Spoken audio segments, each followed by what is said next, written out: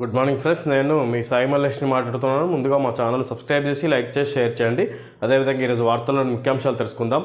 వెలుగు దినపత్రిక, చెరువులు పూడ్చి వేల కోట్ల దోపిడీ, బీఆర్ఎస్ హయాంలో హైదరాబాద్ కేంద్రంగా భారీ భూ స్కామ్. రంగారెడ్డి జిల్లా గండిపేట్ మండలం పుప్పాలగూడలోని 19.58 ఎకరాలున్న చెరువు 2023 వచ్చేసరికి పూర్తిగా కబ్జా చేసి ఇలా బిల్డింగ్స్ కట్టారు. 10 ఏళ్లలో ఓఆర్ఆర్ లోపలి 171 చెరువులు కబ్జా, 386.72 ఎకరాల చెరువు భూముల్లో లేఅవుట్లు వేసి 19,000 కోట్లు స్వాహా. నాడు చెరువులు చెట్లతో నిండిన ప్రాంతాల్లో ఇప్పుడు పెద్ద పెద్ద బిల్డింగ్స్. 10 ఏళ్ల కిందటి ప్రస్తుత శాటిలైట్ ఫోటోలలో స్పష్టంగా తేడాలు. టీజీఆర్ఏసీ నివేదికతో భారీ భూదందా బట్టబయలు. కబ్జాల వెనుక పలువురు బీఆర్ఎస్ నేతలు, ఆఫీసర్ల పాత్ర ఉన్నట్లు అనుమానాలు. విధంగా బీఆర్ఎస్ హయాంలో భారీగా హైదరాబాద్ కేంద్రంగా భారీ భూ స్కామ్. విధంగా చెరువులు మొత్తం కబ్జా చేసి ఈ రకంగా మొత్తం పెద్ద పెద్ద లేఅవుట్లు వేసి అమ్మినట్టుగా చూసుకోవచ్చు. అక్కడ ఇప్పుడు పెద్ద పెద్ద బిల్డింగ్లు ఉన్నట్టుగా మనం ఈ చిత్రాలని చూస్తున్నట్టుగా చెప్పుకోవచ్చు. ఈ సందర్భంగా ఇప్పుడు ఇక్కడ రంగారెడ్డి జిల్లా గండిపేట మండలం పుప్పాడగూడలోని చెరువులో 19.58 ఎకరాలు ఉన్న చెరువు ఇప్పుడు పూర్తిగా నేలమట్టమై అక్కడ పెద్ద పెద్ద బిల్డింగ్లతో కూడి ఉన్నట్టుగా చూసుకోవచ్చు.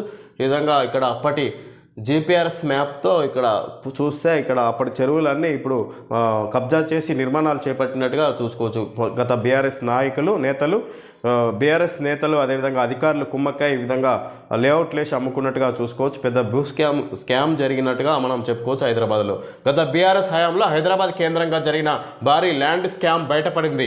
ఔటర్ రింగ్ రోడ్ ఓఆర్ఆర్ లోపల ఉన్న 171 చెరువులను 10 ఏళ్లలో కబ్జా చేసి 386.72 ఎకరాల్లో లేఅవుట్లు వేసి అమ్మేసుకోవడం ద్వారా దాదాపు 19,000 కోట్ల దోపిడీకి పాల్పడినట్లు తేలింది.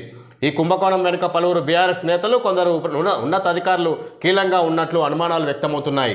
2014 వరకు ఎలాంటి ఆక్రమణలు లేని 44 చెరువులు 10 ఏళ్ల కాలంలో పూర్తిగా మాయమయ్యాయి. ఆయా చెరువులను మట్టితో పూడ్చి 104.29 ఎకరాల్లో లేఅవుట్లు చేసి అమ్మేశారు. విధంగా గత బీఆర్ఎస్ హయాంలోనే హైదరాబాద్ కేంద్రంగా మొత్తం ల్యాండ్ స్కామ్ జరిగినట్టుగా చూసుకోవచ్చు. విధంగా అప్పటి మ్యాప్ను పరిశీలిస్తే చెరువులు ఉన్న ప్రాంతంలో మొత్తం కబ్జా చేసి అక్కడ నిర్మాణాలు చేపట్టినట్టుగా చూసుకోవచ్చు. బీఆర్ఎస్ నేతలు ఉన్నతాధికారులతో కుమ్మక్కై ఈ విధంగా లేఅవుట్లు వేసి అమ్మినట్టుగా చూసుకోవచ్చు. ఈ విధంగా అక్రమాలకు పాల్పడినట్టుగా చెప్పుకోవచ్చు. బీఆర్ఎస్ హయాంలో అన్ని ప్రైమ్ ఏరియాలోనివే 10 ఏళ్లలో కబ్జాల పాలైన చెరువులు ఉన్న ప్రాంతాలన్నీ ప్రైమ్ ఏరియాలోనివే. ఆయా చోట్ల ఏరియాను బట్టి ఎకరా 100 కోట్ల దాకా పలుకుతున్నది. అప్పటి సర్కారు రియల్ భూమ్ పేరిట అరచేతిలో వైకుంఠం చూపితే ఇదే అదునుగా కొందరు బీఆర్ఎస్ లీడర్లు చెరువులను పూడ్చి రియల్ ఎస్టేట్ ద్వారా వేల కోట్ల దందాకు పాల్పడినట్లు ఆరోపణలున్నాయి. కొన్ని కీలక ఏరియాల్లో నాటి ప్రభుత్వ పెద్దలు నేరుగా ఇన్వాల్వ్ కాగా మరికొన్ని చోట్ల కింది స్థాయి లీడర్లతో పని కానిచ్చినట్లు ప్రస్తుత ప్రభుత్వం ప్రాథమికంగా నిర్ధారించింది. ఎకరాకు 30 కోట్ల నుంచి 100 కోట్ల దాకా పలుకుతున్న ఏరియాలోనే చెరువులు ఎక్కువగా మాయం కావడం అంతా ఒక ప్లాన్ ప్రకారం జరిగినట్లు అనుమానిస్తున్నది. పుప్పాలగూడలో గత ప్రభుత్వం భూములు వేలం వేస్తే ఎకరా 100 కోట్లు పలికింది. అమీన్పూర్ షేక్పేట ఏరియాలోను 60 కోట్లకు తగ్గలేదు. రంగారెడ్డి జిల్లా అబ్దుల్లాపూర్ మెట్, గండిపేట, బాలాపూర్, శేరిలింగంపల్లి, రాజేంద్రనగర్ మండలాల్లో, మేడ్చల్ జిల్లా అల్వాల్, కుకట్పల్లి, మేడిపల్లి, కీసరా, ఉప్పల్ మండలాల్లో, హైదరాబాద్ జిల్లా మారేడుపల్లి, షేక్పేట మండలాల్లో, సంగారెడ్డి జిల్లా అమీన్పూర్ మండలంలో 2014 తర్వాత 44 చెరువులు పూర్తిగా మాయమయ్యాయి. ఈ విధంగా మేడ్చల్ జిల్లా అల్వాల్, కుకట్పల్లి, మేడిపల్లి, కీసర, ఉప్పల్ మండలాల్లో, హైదరాబాద్లో ఈ విధంగా వివిధ ప్రాంతాల్లో విలువైన చెరువులను కబ్జా చేసి ఎకరా 100 కోట్లు 30 కోట్ల నుంచి 100 కోట్ల మధ్య ఉన్న దాన్ని వీళ్ళంతా 30 కోట్ల నుంచి 100 కోట్ల దాకా ఉన్న విలువైన ప్రదేశాల్లోనే ఇక్కడ చెరువులు మొత్తం కబ్జా చేసి వాటిని లేఅవుట్లు వేసి అమ్ముకున్నట్టుగా చూసుకోవచ్చు. ఈ సందర్భంగా అప్పుడు రియల్ ఎస్టేట్ అప్పటి సర్కార్ రియల్ భూమి పేరిట అరచేతిలో వైకుంఠం చూపితే ఇదే అదనుగా కొందరు లీడర్లు చెరువులను పూడ్చి రియల్ ఎస్టేట్ ద్వారా వేల కోట్లు దందాకు పాల్పడినట్లు ఆరోపణలు వస్తున్నట్టుగా ఈ విధంగా ప్రభుత్వం ఆరోపణలు ఉన్నాయి. ఇక్కడ ఈ విధంగా బీఆర్ఎస్ హయాంలో బీఆర్ఎస్ ఈ విధంగా అక్రమాలకు పాల్పడినట్టుగా చూసుకోవచ్చు. ఈ విధంగా అప్పటి మ్యాప్లను పరిశీలిస్తే చెరువులు పూర్తిగా మాయమైనట్టుగా చూసుకోవచ్చు. ఈ సందర్భంగా 2014 తర్వాత హైదరాబాద్లో చెరువుల పరిస్థితి ఇది. 10 ఏళ్లలో పూర్తిగా మాయమైన చెరువులు 44, ఆక్రమించిన భూమి ఎకరాల్లో 104.29 ఎకరాలు. 2014కు ముందు ఎలాంటి కబ్జాలు లేని, ఆ తర్వాత 10 ఏళ్లలో 50% కబ్జా అయిన చెరువులు 57 చెరువులు 2014 నుంచి మొత్తం కబ్జా చేశారు. ఈ విధంగా మొత్తం 44 చెరువులు పూర్తిగా మాయమైనాయి. 57 చెరువులు సగానికి పైగా మొత్తం 75% ఆక్రమించినట్టుగా చూసుకోవచ్చు. 50% కబ్జా అయినట్టుగా చెరువు చూసుకోవచ్చు. ఆక్రమించిన భూమి ఎకరాల్లో 126.12. 2014కు ముందు 10 నుంచి 20% కబ్జా ఉంది. ఆ తర్వాత 10 ఏళ్లలో 70% కబ్జాలోకి వెళ్ళిన చెరువులు. విధంగా 2014కు ముందు 10% కబ్జా ఉండే, 2014 తర్వాత 70% కబ్జా చేసినట్టుగా మనం చూసుకోవచ్చు చెరువులన్నీ. ఆక్రమించిన భూమి ఎకరాల్లో 156.31. కబ్జా అయిన మొత్తం భూమి 386.72. విధంగా చెరువుల భూమి 386.72 ఎకరాలు కబ్జా చేసి అక్రమంగా నిర్మాణాలు చేపట్టినట్టుగా చెప్పుకోవచ్చు. ఈ సందర్భంగా వరద నష్టం పనులకు 11,713 కోట్లు రిలీజ్ చేయండి. తక్షణ సాయం కింద 5,438 కోట్లు ఇవ్వండి. కేంద్ర హోంమంత్రి అమిత్ షాకు సీఎం రేవంత్ వినతి. విభజన సమస్యలను పరిష్కరించండి. రాష్ట్రానికి మరింత మంది ఐపీఎస్లను కేటాయించాలి. తీవ్రవాద ప్రభావాన్ని తగ్గించేందుకు ఉన్నతమైన ప్రణాళికలతో ముందుకెళ్తున్నట్టు వెల్లడి. ఢిల్లీలో LWE సమీక్ష సమావేశంలో పాల్గొన్న సీఎం రేవంత్ రెడ్డి అధికారులు. 2026 వరకు నక్సలిజాన్ని నిర్మూలిస్తాం అమిత్ షా. విధంగా 2026 వరకు నక్సలిజాన్ని పూర్తిగా నిర్మూలిస్తామన్నట్టుగా అమిత్ షా ఇక్కడ సీఎంల సమావేశంలో తెలియజేసినట్టుగా చూసుకోవచ్చు. ఈ విధంగా ముఖ్యంగా ఢిల్లీలో రాష్ట్రంలో ఇక్కడ నక్సలిజాన్ని పూర్తిగా అంతం చేయడానికి ఏర్పాటు చేసిన సీఎంల సమావేశంలో కేంద్ర మంత్రి అమిత్ షా ఏర్పాటు చేసి ఈ విధంగా మాట్లాడినట్టుగా చూసుకోవచ్చు. 2026 కల్లా పూర్తిగా నక్సలిజాన్ని అంతం చేస్తామని నిర్మూలిస్తామన్నట్టుగా ఇక్కడ ఆ దిశగా చర్యలు తీసుకోవాలి రాష్ట్ర ప్రభుత్వాలు అన్నట్టుగా దానికి సంబంధించి దిశానిర్దేశాలు తెలియజేసినట్టుగా చూసుకోవచ్చు అమిత్ షా.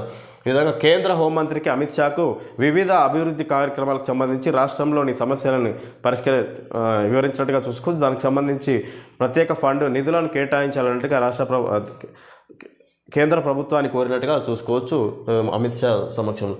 బఫర్ జోన్లోని ఇండ్ల జోలికి పోవట్లే. మూసీ బాధితులకు మరో చోట మెరుగైన ఇండ్లు ఇస్తాం. డిప్యూటీ సీఎం బట్టి. ప్రతిపక్షాలు పబ్లిక్ను తప్పుదోవ పట్టిస్తున్నాయి. రాష్ట్రం ఏర్పడిన తర్వాత పెద్ద ఎత్తున చెరువులు కబ్జా ఇలాగే కొనసాగితే హైదరాబాద్ ప్రజలకు పెను ప్రమాదం. నగరాన్ని భవిష్యత్ తరాలకు అందించాలనేదే మా తపన. తమకు ప్రజా ఎజెండా తప్ప వ్యక్తిగత ఎజెండా లేదని వెల్లడి. ORR లోపు ఆక్రమణలకు గురైన చెరువులపై పవర్ పాయింట్ ప్రజెంటేషన్. ఈ విధంగా ORR లోపు ఆక్రమణకు గురైన చెరువులపై పవర్ పాయింట్ ప్రజెంటేషన్. ఈ విధంగా ORR లోపల ఏదైతే చెరువులు ఉన్నాయో అవి మొత్తం కబ్జాకు గురైన దానిని పవర్ పాయింట్ ప్రజెంటేషన్ మ్యాప్ ద్వారా ఆయన వివరిస్తున్నట్టుగా చూసుకోవచ్చు. గత 2014కు ముందు చెరువులు ఎలా ఉండే, ఇప్పుడు ఈ తర్వాత బీఆర్ఎస్ ప్రభుత్వం దిగిపోయిన తర్వాత ఇప్పుడు ప్రస్తుతం 2024 ఎలా ఉన్నాయో చెరువులన్నీ అన్నట్టుగా వివరిస్తున్నట్టుగా చూసుకోవచ్చు ఇక్కడ మ్యాప్తో ద్వారా. ఆయన ఈ విధంగా సంబంధించి ప్రతిపక్షాలు ప్రజలను తప్పుదోవ పట్టిస్తున్నాయి. ఎవరైతే మూసి పరివాహక ప్రాంతంలో తమ ఇళ్లను కోల్పోతున్నారో వాళ్లకు ప్రభుత్వం తప్పకుండా ఇళ్లను కేటాయిస్తుంది. ఎవరికి కూడా అన్యాయం చేయమన్నట్టుగా బట్టి విక్రమార్క మాట్లాడుతున్నారు. ఇలాగే రాష్ట్రాన్ని కాపాడడానికే, హైదరాబాద్ను కాపాడడానికే మేము ప్రయత్నం చేస్తున్నాం. నగరాన్ని భవిష్యత్ తరాలకు అందించాలనేదే మా తపన. ఇలాగే కొనసాగితే చెరువులు కబ్జాకు గురై ఇక్కడ మూసి రాష్ట్రం హైదరాబాద్ ప్రజలకు పెను ప్రమాదం పొంచి ఉన్నదన్నట్టుగా ఇక్కడ మళ్ళీ బట్టి విక్రమార్క తెలియజేస్తున్నారు. తమకు ప్రజా ఎజెండా తప్ప వ్యక్తిగత ఎజెండా లేదని వెల్లడి చేస్తున్నారు. ఈ సందర్భంగా మైక్రో RNAపై పరిశోధనలకు నోబెల్. జన్యువుల నియంత్రణకు సంబంధించిన మైక్రో RNAను కనుగొన్నందుకు హార్వర్డ్ యూనివర్సిటీకి చెందిన అమెరికన్ సైంటిస్టులు విక్టర్ ఆంబ్రోస్, గ్యారీ రౌకున్ ఈ ఏడాదిలో మెడిసిన్లో నోబెల్ ప్రైజ్కు ఎంపికయ్యారు. విధంగా జన్యువుల నియంత్రణకు సంబంధించిన మైక్రో RNAను కనుగొన్నందుకు హార్వర్డ్ యూనివర్సిటీకి చెందిన అమెరికన్ సైంటిస్టులు విక్టర్ ఆంబ్రోస్, గ్యారీ రౌకున్ ఈ ఏడాది మెడిసిన్లో నోబెల్ ప్రైజ్కు ఎంపికైనట్టుగా చూసుకోవచ్చు. వీళ్ళు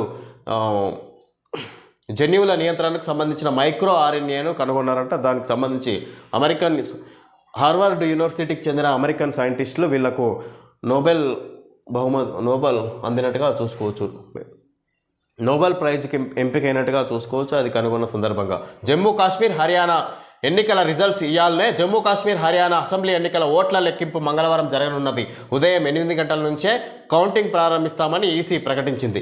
ఈ విధంగా జమ్మూ కాశ్మీర్ హర్యానాలో ఇటీవల జరిగిన ఎలక్షన్లని ఈరోజు ఎలక్షన్లకు సంబంధించి ఫలితాలను ఈరోజు లెక్కింపు చేస్తున్నట్టుగా చూసుకోవచ్చు. జమ్మూ కాశ్మీర్ హర్యానాలో ఎలక్షన్ కౌంటింగ్ ఈరోజు 8 గంటలకు ప్రారంభమవుతున్నట్టుగా ఈ సందర్భంగా చెప్పుకోవచ్చు. మన బతుకమ్మకు అమెరికాలో అధికారిక గుర్తింపు. ఈ నెల 11 వరకు తెలంగాణ హెరిటేజ్ వీక్ ఉత్తర్వులు జారీ చేసిన నార్త్ కరోలినా, జార్జియా, వర్జీనియా గవర్నర్లు. విధంగా మన బతుకమ్మకు అమెరికాలో అధికారిక గుర్తింపు వచ్చినట్టుగా చెప్పుకోవచ్చు. ఈ నెల 11 వరకు తెలంగాణ హెరిటేజ్ వీక్ ఉత్తర్వులు జారీ చేసిన నార్త్ కరోలినా, జార్జియా, వర్జీనియా గవర్నర్లు. అక్కడి గవర్నర్లు ఇక్కడ తెలంగాణలో బతుకమ్మను అధికారికంగా జరుపుతున్నారు అన్నట్టుగా మనం చెప్పుకోవచ్చు. ఈ నెల 11 వరకు తెలంగాణ హెరిటేజ్ వీక్ అనేది అక్కడ మొదలవుతున్నట్టుగా చెప్పుకోవచ్చు. ఇక్కడ ఉత్తర్వులు జారీ చేసిన నార్త్ కరోలినా, జార్జియా, వర్జీనియా గవర్నర్లు ఉత్తర్వులు కూడా జారీ చేసినట్టు రాష్ట్ర ప్రభుత్వానికి. ఈ విధంగా బతుకమ్మ సంబరాలు జరపాలన్నట్టుగా. నవరాత్రులలో శ్రీ మహాలక్ష్మి అలంకారం 6వ రోజు. 6వ రోజు అమ్మవారిని మహాలక్ష్మి అలంకరణంలో భక్తులకు దర్శనం గావిస్తారు. అమ్మవారు కమలాలు, అభయ వరదహస్త ముద్రలను ధరించి ఉంటుంది. అష్టలక్ష్ముల సమిష్టి రూపమే మహాలక్ష్మి. సర్వ సంపదల రూపిణి అయిన మహాలక్ష్మిని పూజిస్తే సకల సంపదలు సిద్ధిస్తాయని భక్తుల విశ్వాసం. సాధకుడికి మంగళాలు కలగాలని మహాలక్ష్మిని పూజిస్తాడు. ఈ విధంగా శ్రీ మహాలక్ష్మి అమ్మవారు ఇది బాంబేలో ఇస్తారు రోజు.